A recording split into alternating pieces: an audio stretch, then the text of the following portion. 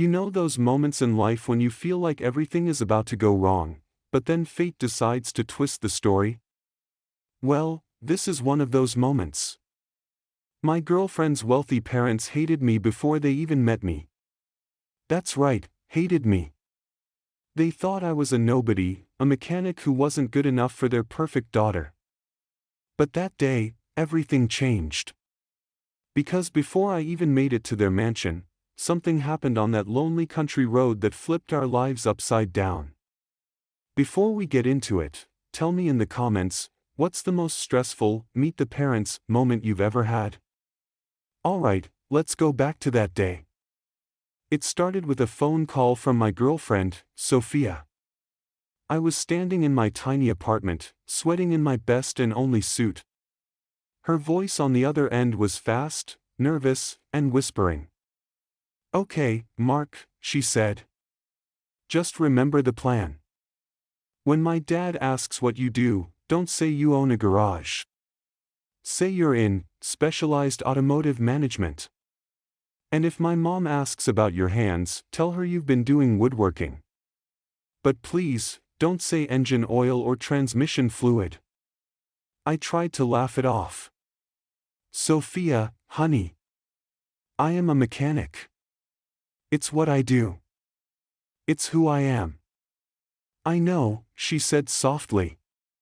"And I love that about you. But they come from a different world. Please, just this once. Play along. For me." I sighed. For Sophia, I'd do anything. Even pretend to be someone I wasn't. I'd never met her parents, Richard and Eleanor Prescott, but I'd heard plenty. Old money. Country club members. The kind of people who judged you before you opened your mouth. And I, a man who spent his life covered in grease, was everything they looked down on. I scrubbed my hands until they turned red, trying to clean off the stains that never seemed to leave. Then I got into my vintage pickup truck, the one I'd rebuilt myself, and started the long drive toward their world. As the miles rolled by, the city faded into hills and perfect green fields. I passed through neighborhoods where even the mailboxes looked expensive. Every driveway had a gate taller than my truck. I checked the time. If nothing went wrong, I'd even be early. And then, of course, something went wrong. Up ahead on the narrow road, I saw it, a classic two-tone Rolls-Royce silver cloud, sitting awkwardly on the shoulder, hood up, smoke drifting into the evening sky. Beside it stood an older woman in a tweed jacket, pearls shining at her neck, her silver hair perfectly styled. She looked lost, frustrated, and far too elegant to be standing on the side of a road. My first thought? Keep driving. Sophia's voice echoed in my head, don't be late. Whatever you do, don't be late. But I couldn't. That car, that masterpiece, was hurting. And so was she. So I pulled over. I stepped out, leaving my jacket on the seat, and walked toward her. "Trouble, ma'am?" I asked gently. She turned to look at me, her sharp blue eyes scanning me up and down. "It just stopped," she said. "Made a dreadful noise, then smoke.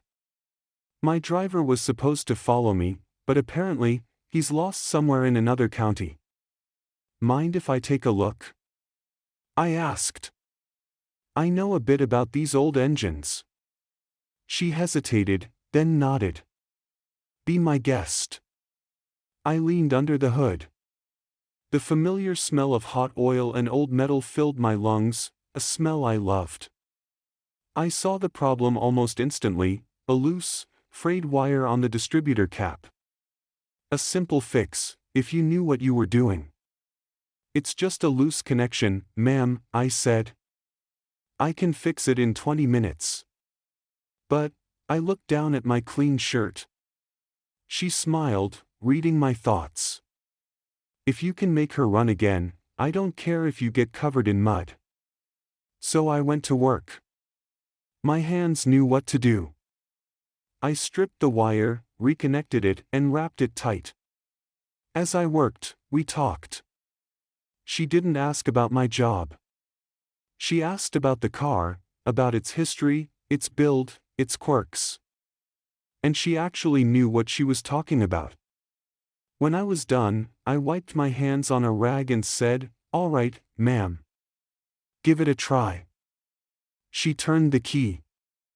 The engine purred to life, a smooth, deep sound that made both of us smile.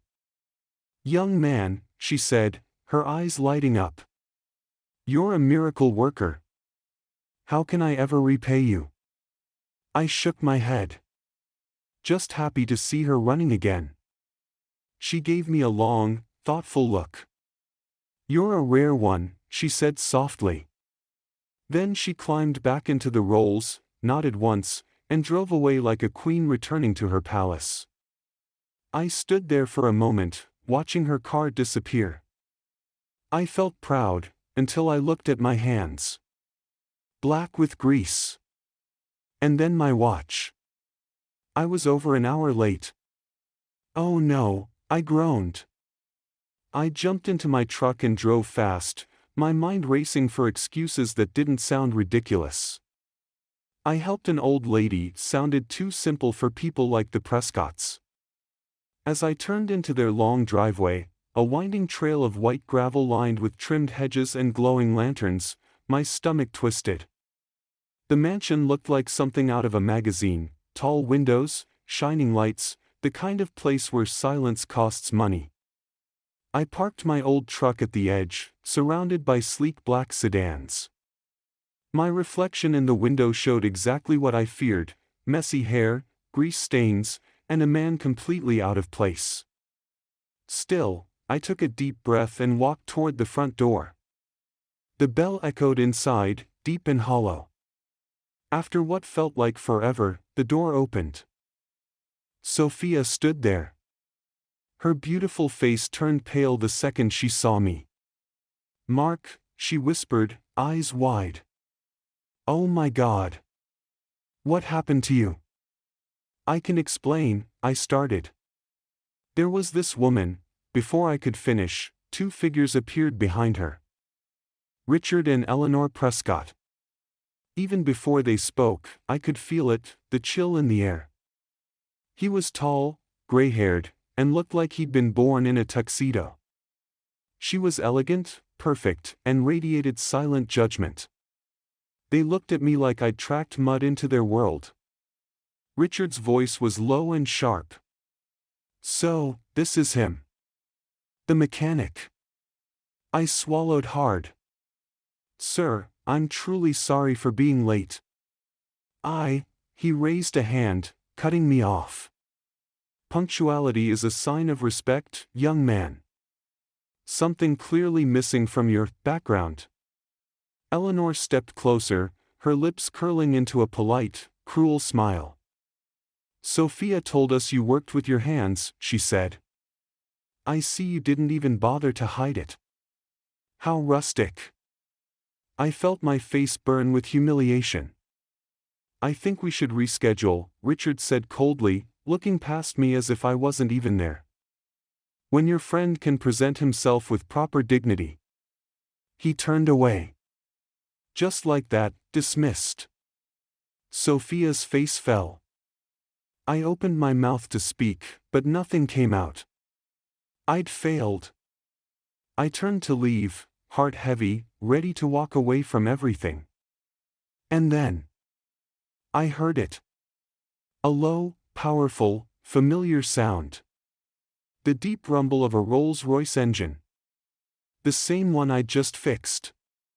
Two bright headlights swept across the front yard, lighting up the porch and all of us standing there. My heart froze. The car glided to a stop right behind my old pickup. The door opened, and a chauffeur stepped out. He hurried to the back, opened the passenger door, and out stepped the same elderly woman I'd helped. But the next words I heard nearly stopped my heart. "Mother!" Eleanor gasped. "What on earth are you doing here? And in that old thing?" I told you to take the town car. Mother? That woman was Sophia's grandmother. She ignored Eleanor completely and walked straight toward me. Richard and Eleanor's faces shifted from pride to panic. Sophia looked like she couldn't believe what she was seeing. The older woman, Matilda Prescott, stopped right in front of me. Her sharp eyes met mine. Then she smiled. A slow, knowing smile that made everyone else in that house go silent. She turned to her family and said, "This young man, the one you were just throwing off your porch, spent the last hour fixing my car after your driver lost his way. And I must say, he did a remarkable job." Richard stammered. "Mother, we didn't know, he was late, and a mess." Matilda cut in sharply. "This is not a mess, Richard. This is the mark of a man who works. A man who helps a stranger without expecting anything in return. Something I haven't seen in this family in years." Her words sliced through the night like a blade. Then she turned to me again and smiled kindly. "You have my gratitude, young man. And my respect." She took my arm, holding it firmly, like an announcement to the world. "Come along, Mark," she said. "You'll sit beside me at dinner. I think it's time someone decent joined us at this table." I followed her inside, completely speechless. Behind us, Richard and Eleanor stood frozen, their faces pale with humiliation. Sophia's eyes were wide, shining with pride and shock. As the doors closed behind us, I realized something. I had walked into their house as a nobody. But with one act of kindness, I might have just become the most important guest they'd ever had. And as Matilda led me toward that grand dining room, I could feel it. This night was only getting started. As Matilda led me through the tall double doors of the Prescott mansion, I could feel every stair in that hallway. The butler, the housekeeper, even a man polishing silver trays froze mid-motion. Matilda Prescott, the legendary matriarch of this family, a woman everyone clearly respected and feared, was walking proudly beside a man with grease on his shirt. Me. The air smelled of beeswax and roasted duck. The floors gleamed so bright I could see my reflection in them. I felt out of place, but Matilda's grip on my arm was strong and steady. Behind us, Richard and Eleanor followed in stunned silence. Sophia trailed quietly too, her eyes wide with disbelief, her lips trembling somewhere between laughter and relief. The butler, a tall, thin man with perfect posture, approached nervously. "Madam Prescott, welcome home," he said in a quiet, respectful tone. "We weren't expecting you until next week." "Change of plans, Henderson," Matilda said, her voice crisp but cheerful. "I met this fine young man on the road. He's joining us for dinner. Please set another place, at my right hand." The butler blinked. That single phrase, "at her right hand," seemed to shock him. I later learned that seat was reserved for the most honored guest. "Yes, madam," he said, recovering quickly. Matilda turned to me, smiling. "Come, Mark. Let's show them how a dinner should really be enjoyed." The dining room looked like something from a royal palace. A long mahogany table stretched almost 20 feet, polished to perfection. A chandelier hung above, throwing soft golden light across the walls.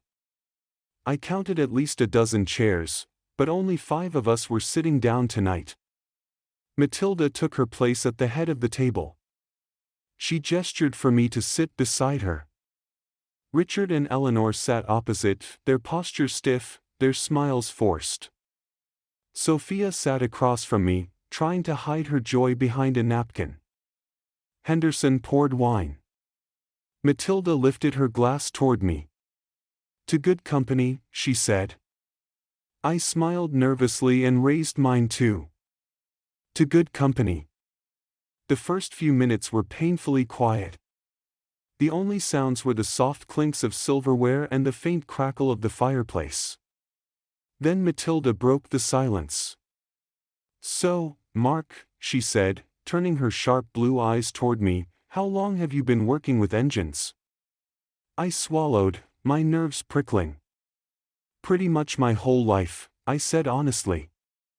"I started young, fixing things nobody else wanted to fix. Built my business from scratch.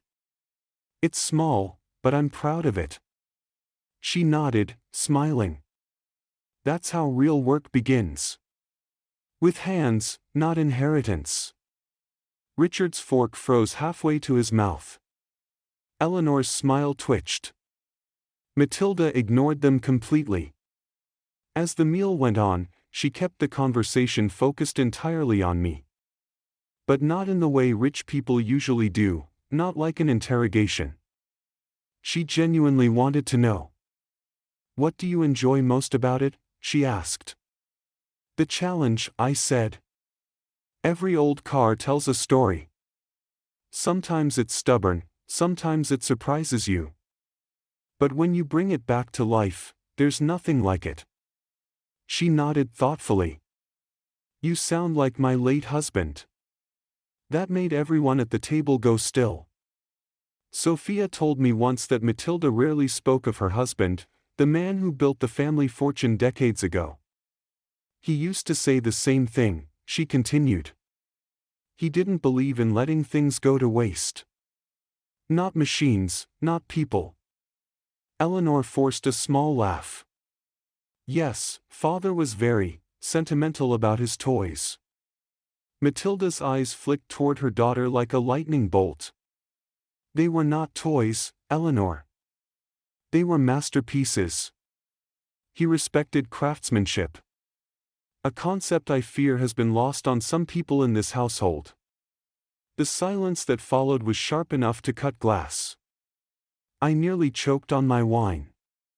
But then, Matilda looked back at me and smiled again, as if nothing happened. "Tell me, Mark," she said casually. "What do you think of the silver cloud? The one you fixed for me?" "It's beautiful," I said immediately. "They don't build cars like that anymore. You can feel the care in every curve, every sound. It's like the engine has a soul." Her eyes lit up. "Exactly. That's what I always said." Richard sighed, clearly annoyed. "Mother, with respect, I think we should focus on dinner." "There's really no need to." Matilda raised one hand, and he fell silent. "No need to what, Richard? Appreciate passion? Understand value?" He looked down at his plate. "Of course not, Mother." Sophia shot me a quick smile.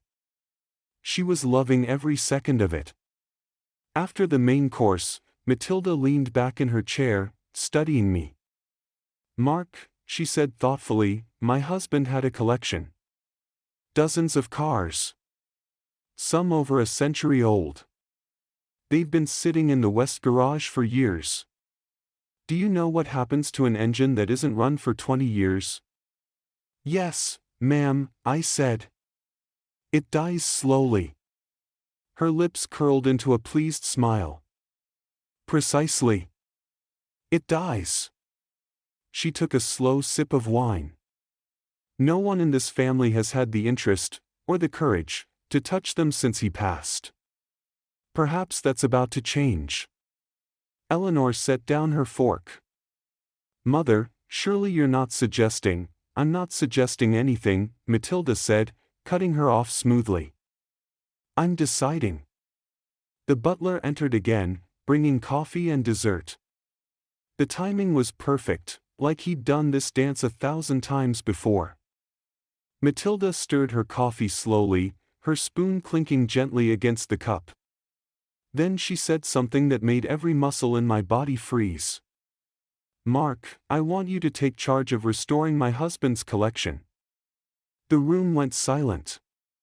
Richard's mouth opened slightly, then closed again. Eleanor looked like she'd been slapped. "Mother," Richard started, his voice trembling with anger. "You can't be serious. You barely know this man." Matilda didn't even look at him. "I know enough. I know he has skill, honesty, and compassion. Qualities this family seems to have misplaced." I sat there stunned. "Ma'am, I don't know what to say." "That's an honor." "It's not an honor, Mark," she said kindly. "It's an opportunity. One I believe you've earned." Sophia was glowing. Her hand brushed mine under the table, a silent, joyful squeeze. Meanwhile, her parents looked like statues. Richard's jaw tightened. Eleanor's eyes glistened with anger. The rest of dinner went on quietly, filled with awkward small talk and the faint sound of silver clinking against porcelain. When we finally stood to leave the table, Richard stepped in front of his mother. "Mother, we need to talk. Privately." Matilda didn't stop walking. "Whatever it is, Richard, it can wait. I'm quite busy being proud of my new friend." Sophia let out a quiet laugh she tried to hide behind her hand. I couldn't believe it. Just hours ago, I'd been terrified to meet these people. Now, I was walking beside the most powerful woman in their family, while they trailed behind like scolded children. When the evening ended, Matilda personally walked me to the front door. Her tone softened. "Mark, I'm old enough to know when I've met a good man. And you, my dear, are a good man. Don't let anyone ever make you feel otherwise." "Thank you, ma'am," I said quietly. "That means more than you know." "I'll have Henderson show you the garage in the morning," she added. "I think you'll find it inspiring." Then she leaned closer and whispered, "And Mark? Don't hold back when you talk to Richard. He needs to be reminded what real work looks like." I smiled, not sure whether to laugh or salute. As I turned to leave, Sophia walked me out to my truck. She couldn't stop grinning. "Mark, I can't believe it. You have no idea what just happened in there. My grandmother never, ever, sides with anyone. Especially not against my parents." "Well," I said, glancing at my still dirty hands, "I guess I owe it all to a broken wire." She laughed, then threw her arms around me. "I'm so proud of you," she whispered. For the first time that night, I finally exhaled. But peace didn't last long. As I started my truck, I noticed something. Through the grand window of the mansion, Richard and Eleanor were still talking to Matilda in the dining room. And they didn't look happy. Their faces were pale, angry, desperate. I couldn't hear the words, but I could read the expressions. This wasn't over. The next morning, I arrived early. Henderson, ever formal, greeted me at the door. "Good morning, Mr. O'Connell. Madam Prescott is expecting you. She's requested I take you to the West Garage." The garage was enormous, more like a museum. Dust-covered cars sat under canvas sheets. The smell of oil and leather filled the air. When I pulled the first cover off, I nearly stopped breathing. A pre-war Bugatti. One of only a handful ever made. Then a 1930s Duesenberg. Then a Ferrari so rare it could buy the whole street I grew up on. Matilda appeared behind me, her walking stick tapping softly against the floor. "Well, Mark?" she asked. I turned around, still stunned. "It's unbelievable. These cars are priceless." She smiled. "They're not priceless. They just need someone who knows how to care for them. Someone who loves them. Someone like you." Her words filled me with a strange mix of pride and fear. "Ma'am," I said, "I'll treat them like they're my own." "I know you will," she said warmly. Then, turning serious, "Richard and Eleanor don't like this. You'll see their colors soon enough. Don't let them intimidate you. I won't, I said quietly. Not anymore. Over the next few weeks, I worked day and night on those cars. Sophia often came by with coffee, sitting on an overturned crate while I explained every detail to her. For the first time in years, I felt seen. But not everyone was happy. Richard started showing up unannounced, pacing around the garage, pretending to check in. Eleanor's sharp eyes followed me during every family lunch. They were waiting for me to make a mistake. One evening, as I was finishing up work, I overheard Richard speaking harshly to Matilda in the courtyard. "Mother, you're being unreasonable," he said. "This man doesn't belong here." "I decide who belongs here," Matilda replied coolly. "And if you can't remember that, you can pack your things." Her words echoed through the marble halls. I froze in place, realizing she had just drawn a line in stone. That night, Sophia found me in the garage, wiping grease off my hands. "Grandma means every word," she said softly. "She's tired of the pretending. She likes you because you're real. And honestly, so do I." I smiled. "Even if I smell like engine oil?" "Especially because you smell like engine oil," she said, laughing. We sat there, talking about everything: life, family, future. And for the first time in my life, I felt like I was exactly where I was meant to be. But as I looked out the window, I caught sight of something that made my stomach turn. Richard, standing by the hedges, on the phone, his face twisted with anger. Richard's eyes met mine through the window. He didn't look away. His face was tight, his jaw clenched, and even from across the yard I could see the anger burning in his expression. He lifted the phone higher to his ear and turned his back to me, but I could still make out a few words carried by the night air. "He'll be gone soon, just make sure it's done quietly." A chill ran through me. I stepped away from the window and leaned against the workbench, my mind spinning. Gone? Quietly? Was I overthinking it? Maybe it was about business. Maybe. But something about his tone, sharp, furious, desperate, told me otherwise. I wiped the sweat from my forehead, though the garage was cool. For weeks, I had been working hard, building trust, earning my place. But maybe Richard never wanted peace. Maybe he wanted revenge. The next morning, things felt off. Richard appeared unusually polite at breakfast, which was never a good sign. He smiled too much, laughed at the wrong moments, and asked me far too many questions about my work schedule. "So, Mark," he said, buttering his toast, "you've been spending quite a bit of time in the West Garage. How are things going with Mother's collection?" I forced a calm tone. "Good. Slow, but steady. Those engines are old, but they're responding well." He nodded, pretending to be interested. "Ah, well, perhaps I'll drop by tomorrow. I'd love to see your progress." Matilda, sitting at the head of the table, raised one eyebrow. "That's a first," she said dryly. "You've never cared about that garage before." Richard smiled stiffly. "Well, Mother, I'm trying to be supportive." "Supportive," she repeated, her eyes narrowing. "We'll see." I caught Sophia's glance across the table. She could feel it too. Something wasn't right.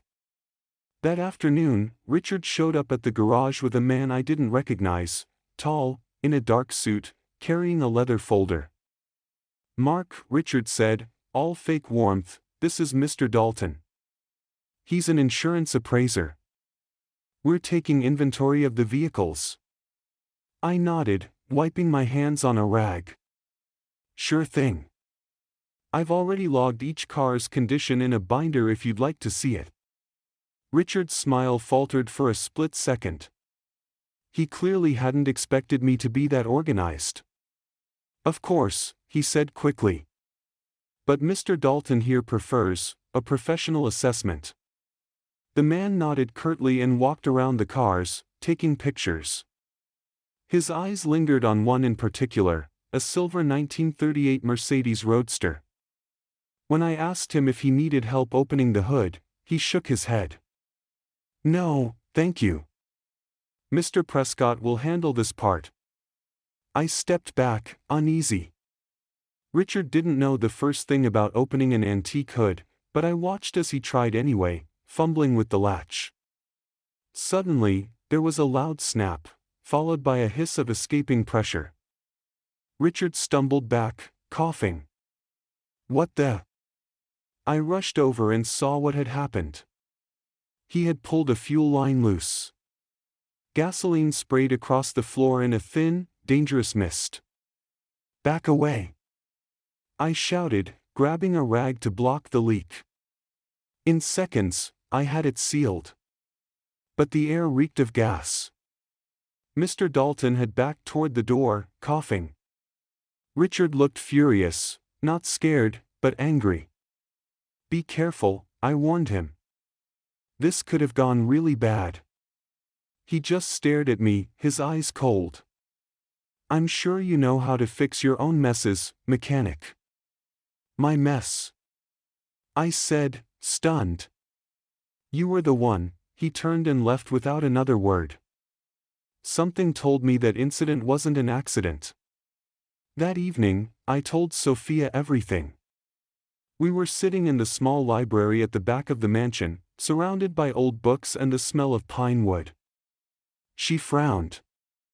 "You think my father did that on purpose?" "I don't know," I admitted. But the way he looked at me, it wasn't frustration. It was, like he wanted it to happen. Sophia took my hand, her eyes serious. "You need to be careful. My father doesn't lose easily. When he feels threatened, he does things. Terrible things." "Why would he feel threatened by me?" I asked quietly. She hesitated. "Because Grandma trusts you. She listens to you. That scares him." Her words hit me like a hammer. It wasn't about the cars. It wasn't even about me personally. It was about power. A few days later, Matilda called me into her study. The room was large and filled with portraits, her husband's old photographs, and heavy leather chairs. She was reading something when I entered, a letter, by the look of it. Her face was pale. "Everything all right, ma'am?" I asked. She looked up slowly. "Mark, tell me something. Have you noticed Richard acting strangely lately?" I hesitated, unsure how much to say. "He's been around more often. Asking questions. Bringing strangers here." She sighed deeply. "I thought so. This arrived today." She handed me the letter. It was typed and signed, but I knew the tone immediately: cold, businesslike, and threatening. "Madam Prescott, this letter serves as formal notice that the West Garage, under your management, has failed recent safety compliance standards. Unless immediate corrective action is taken, your insurance coverage may be suspended." I looked up. "What does that mean?" "It means," she said tightly, "that someone reported false safety violations. Someone who wants this garage shut down." "Richard," I said quietly. She nodded once. "Yes. My son." Her voice trembled for the first time since I'd met her. "He's trying to undermine me. And you. He wants to take control of everything before I—" She stopped mid-sentence, then shook her head. "Before I can decide who truly deserves it." I could see it now. This wasn't just family tension. It was war. That night, the rain came hard. Thunder rolled over the hills as I worked late in the garage, checking every safety valve and wire. Sophia had offered to stay with her grandmother, who'd gone to bed early. I was alone with my thoughts and the sound of the rain tapping the metal roof. Then, around midnight, I heard it, footsteps outside. Not the soft, careful kind. Heavy, deliberate ones. I turned off the radio and listened. The steps stopped near the side door. "Hello?" I called out. No answer. I grabbed a flashlight and walked slowly toward the sound. The door was slightly open, just enough for rain to blow in. When I pushed it wider, a sudden gust of wind killed the lights. Everything went black. I froze. The only sound was the rain and my heartbeat. Then, faintly, I caught the smell of smoke. Not from a car. From outside. I ran out, flashlight trembling in my hand. The beam caught movement near the far side of the garage, a figure in a dark coat, hurrying away toward the trees. "Hey!" I shouted. The figure didn't stop. I ran after them, slipping on wet gravel. The beam flickered over a small metal canister lying near the wall. Gasoline. And that's when I saw it, a small flicker of orange under one of the tarps inside the garage. Fire. I sprinted back inside, yanking the tarp off the nearest car. Flames licked up the corner of the cloth, spreading fast. I grabbed the nearest extinguisher and blasted the foam, coughing from the smoke. The fire hissed but fought back. I sprayed again, yelling through the smoke until it finally died down. The air was thick and acrid. My lungs burned. When I looked up, Matilda and Sophia were standing in the doorway, drenched from the rain. "Mark!" Sophia screamed, running to me. "Are you okay?" "I'm fine," I coughed. Someone tried to set the garage on fire. Matilda's face was pale, but her eyes burned with fury. "Richard," she said quietly. "He's gone too far." The next morning, the police arrived. They questioned everyone, took pictures, and collected the burned tarp and canister. Richard denied everything, of course. "How dare you accuse me?" he shouted when Matilda confronted him. "Why would I burn my own father's collection?" "Because you'd rather destroy it than see it restored by someone better than you," Matilda shot back. The officer took notes but didn't arrest anyone. There wasn't enough evidence. When they left, Richard leaned close to me, his voice low and venomous. "You think you're clever? You won't last here. My mother's old, and when she's gone, you'll be nothing." I stared him down. "Then I'll keep doing what she asked until that day comes." He smirked. "We'll see about that." Over the next few weeks, the atmosphere in the mansion changed. Matilda became quieter, more thoughtful.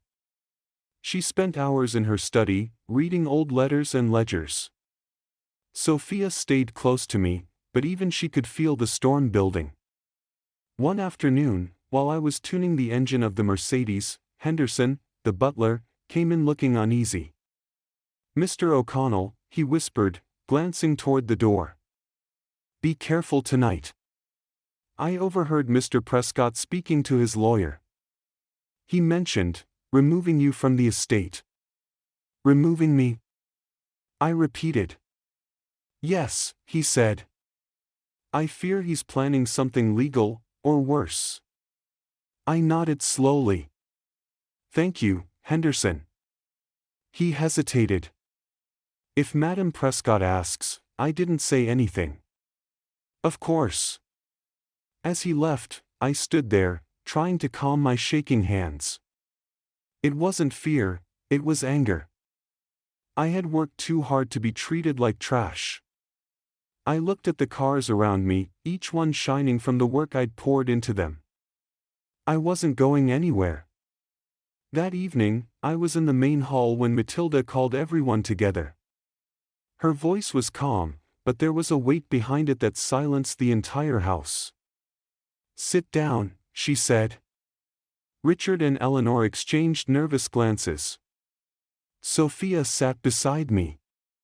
Matilda placed a stack of papers on the table. "I've been reviewing some things," she began. "The estate, the trust, the future of our family's holdings." Richard smiled faintly, pretending not to be nervous. "Good, Mother. I was hoping we'd discuss that soon." Matilda's eyes sharpened. "I'm sure you were." She paused, letting the silence drag. Then she said, "I've made changes to my will." Eleanor gasped. Richard stiffened. Sophia squeezed my hand under the table. Matilda continued. "This house, the assets, and the automobile collection, they will not go to either of you." She looked directly at her son and daughter-in-law. "You've had your chance to prove your worth. Instead, you've shown nothing but greed." Richard's face turned red. "You can't be serious." "I am," she said coldly. "Everything will pass to Sophia, and to Mark, who will oversee the estate's operations. Together." The room erupted. Eleanor stood up, shouting, "You're destroying this family." "I'm saving it," Matilda said simply. Richard slammed his fist on the table. "You'll regret this, Mother." She stared him down. "No, Richard. You will." That night, the house was quiet but not peaceful. The storm outside had returned, thunder rumbling across the hills. I couldn't sleep. I walked down to the garage, needing air. The lights flickered on as I entered, the reflection of rain bouncing off the metal hoods. For a moment, everything felt calm again. Then I saw it. One of the side windows was open, the curtain blowing in the wind. I walked over and froze.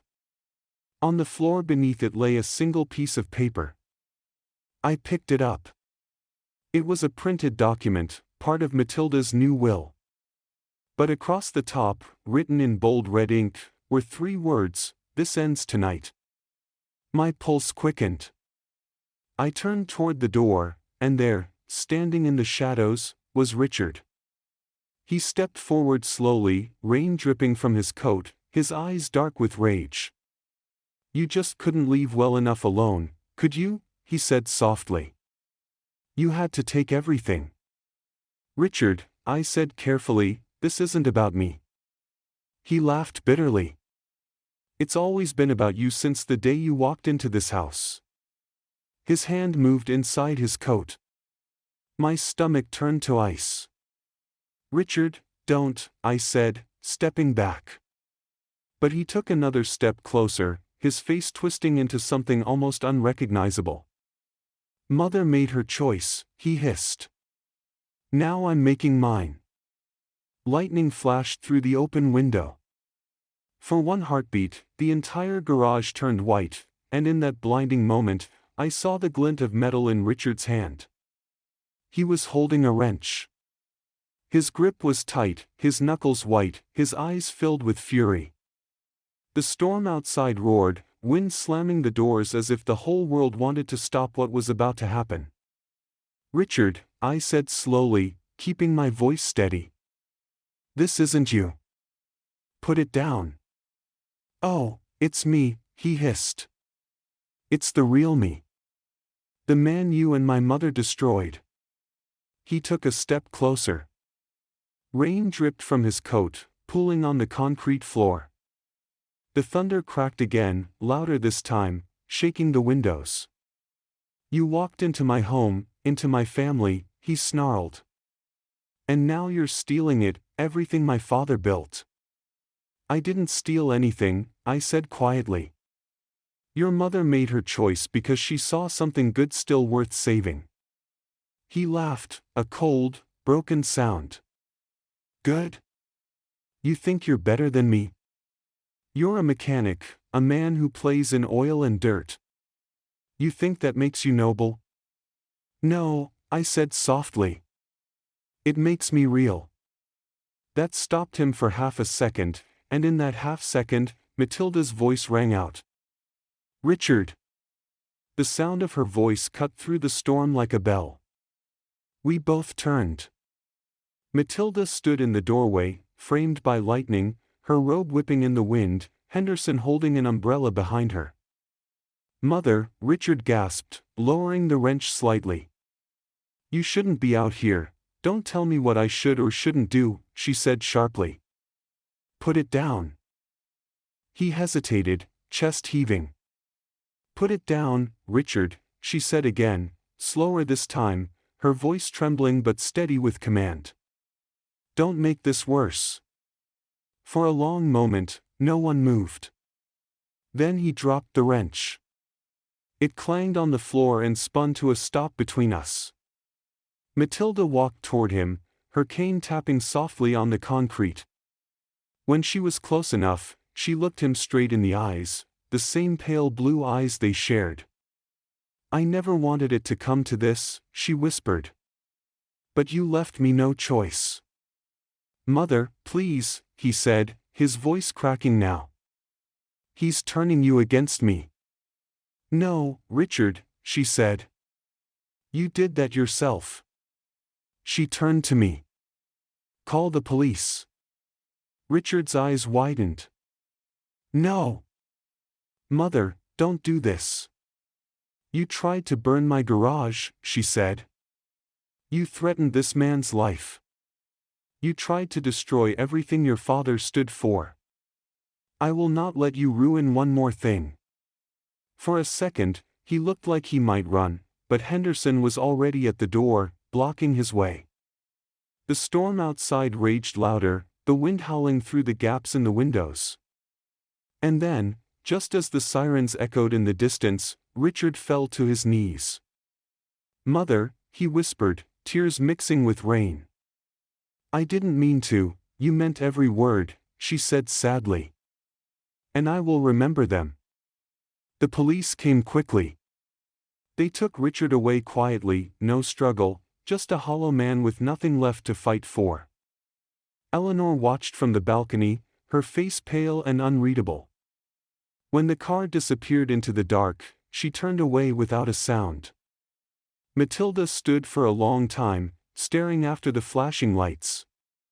When they were gone, she sighed and turned to me. Justice, she said softly, is a heavy thing. It doesn't feel like victory. It feels like loss. I didn't know what to say. She looked so small, so tired in that moment, and I realized how much weight she'd carried for years. Come inside, ma'am, I said gently. You need to rest. She smiled faintly. So do you, Mark. You've done enough for one night. The following days passed in a strange quiet. The rain finally stopped, and the air smelled clean again. Sophia stayed by my side the whole time, helping me clean the garage, wiping soot from the walls, and trying to make the place feel alive again. Every now and then, Matilda would come by, watching silently as I worked. Her strength amazed me. She had lost her son, her peace, and almost her legacy, but she never once lost her dignity. One morning, about a week later, she called me into her study. Sophia was already there, sitting on the sofa. Matilda motioned for me to sit. I've been thinking, she said. About everything that's happened, and about what comes next. I nodded, waiting. She smiled faintly. You once said every old engine tells a story. Well, so does every family. Ours has been stuck for years, broken gears, old rust, things left unrepaired. You came along and forced it to move again. Ma'am, I began, but she lifted a hand. Let me finish, she said kindly. I'm not talking about cars, Mark. I'm talking about hearts. You reminded me what honesty and kindness look like. Her voice softened. I've signed the final papers. The estate, the collection, everything, they now belong jointly to you and Sophia. I'll stay here as long as I'm able, but this place needs new hands, steady ones. I was speechless. I can't accept that. You already have, she said. By how you've lived. Tears filled Sophia's eyes. She reached for her grandmother's hand. Thank you, she whispered. We'll make you proud. Matilda smiled, her gaze turning distant. You already have. Months passed. The scandal of Richard Prescott's arrest hit the papers, but the family name recovered surprisingly quickly. People forgot the crime, they remembered the legacy. The garage became a small museum, open to the public on weekends. I restored each car one by one, with plaques explaining their history and craftsmanship. Visitors came from all over to see them. Some even brought their own cars, hoping for advice. I always smiled and said, every car has a soul. You just have to listen to it. Sophia ran the office side, bookings, events, charity drives. She was brilliant at it. Sometimes we'd walk through the rows of polished vehicles at sunset, the light catching the chrome, the air filled with the faint smell of oil and old leather. This place feels alive again, she'd say. And she was right. But Matilda's health began to fade. Age, stress, the weight of everything that had happened, it all caught up to her. One evening, as the sun dipped behind the hills, she called us both to her room. She was sitting up, wrapped in a blanket, her eyes still sharp but softer now. Do you know why I kept that silver cloud all these years? She asked quietly. It reminded you of your husband? Sophia said. Matilda smiled. Yes. But not just that. It reminded me that beauty can survive neglect, if someone still cares enough to fix it. She turned to me. You fixed more than a car that day, Mark. You fixed this family. Promise me something. Anything. When I'm gone, keep the doors open. Let people see what work, patience, and love can create. Not wealth, character. I promise, I said. She smiled, her eyes glistening. Good. That's all I needed to hear. She passed away quietly 2 nights later, in her sleep. The house felt impossibly still the next morning. Even the wind outside seemed to pause in respect. The funeral was small, private. A handful of family friends, a few townsfolk, and the staff who had served her for decades. When it was over, Sophia and I stood together at the edge of the garden she loved. She wasn't afraid of death, Sophia said softly. She was afraid of being forgotten. She never will be, I said. Not while we're here. She leaned against me, and for a long time we just watched the sky. Life moved on, slowly but surely. Eleanor moved out of the mansion soon after. She wrote once from Europe, saying she needed distance, reflection. I hoped she'd find peace there. Richard remained in custody for a while before pleading guilty to attempted arson and endangerment. Matilda's lawyers made sure he couldn't touch the estate again. When I saw his picture in the paper months later, grayer, thinner, defeated, I felt pity more than anger. The man who once measured everything in power had lost the one thing that mattered most, respect. Years passed. Sophia and I married under the same old oak tree behind the mansion. Only close friends and family attended. Henderson walked her down the aisle, his eyes misty with pride. We kept the museum alive, expanding it, adding a workshop for teaching young mechanics. Every year, we held a memorial event in Matilda's name, raising funds for vocational scholarships. I spoke at the first one. I was just a man fixing a broken car, I told the crowd, but she saw something in that small act. She believed kindness is the truest measure of class. And she was right. The applause that followed wasn't loud or wild, it was warm, honest, the kind that fills a room without noise. One afternoon, a few years later, I was in the garage finishing up a tune-up on the Silver Cloud, the same one that started it all. The sun poured through the windows, lighting up the curves of its body like liquid silver. Sophia walked in, holding 2 cups of coffee. She handed me one and leaned against the car. "Hard to believe everything began right here," she said. "Yeah," I smiled, running my hand over the hood. "This old thing changed my life." She laughed softly.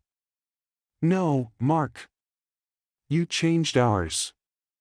We stood there in silence for a while, listening to the hum of the engine idling perfectly, the sound deep and steady like a heartbeat. I looked around the garage, the polished floors, the framed photos of Matilda, the row of restored cars that gleamed like jewels, and felt a deep peace settle in my chest. This was more than work. It was legacy. I shut off the engine, the echo fading gently through the air. Sophia slipped her hand into mine. Outside, the last light of day turned the hills gold. "Ready to head home?" she asked. "Yeah," I said quietly. "Let's go." As we walked out, I glanced back one last time at the Silver Cloud. For just a second, I could almost hear Matilda's voice again, warm, steady, proud. "Character, Mark. Always choose character." What a story, right? Sometimes life tests you in the hardest ways, only to reward you for staying true to who you are. So let me ask you this: have you ever been judged for what you do, only to prove everyone wrong later? Share your thoughts in the comments, I'd love to hear your story. And if you enjoyed this video, don't forget to like, subscribe, and turn on notifications so you never miss more stories like this, stories about kindness, courage, and the moments that change everything. Thank you for watching, and remember, sometimes the smallest good deed can turn a whole life around.